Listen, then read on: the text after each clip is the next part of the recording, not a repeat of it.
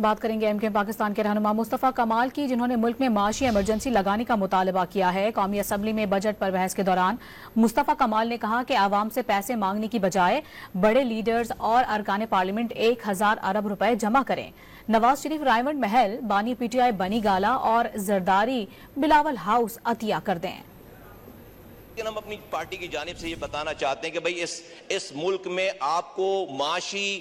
emergency को declare करना चाहिए, और उस माशी इमरजेंसी को डिक्लेयर करने के बाद ये जो 78,000 अरब रुपए हम लोगों से मांगने जा रहे हैं आवाम से, उससे पहले जरा पाकिस्तान के लीडरान जनाब नवाज शरीफ साहब,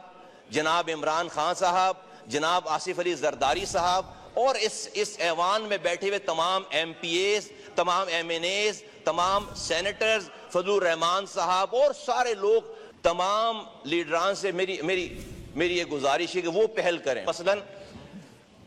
नवाज शरीफ साहब के पास रायवंड का महल है, इमरान खान साहब के पास बनी गाला है,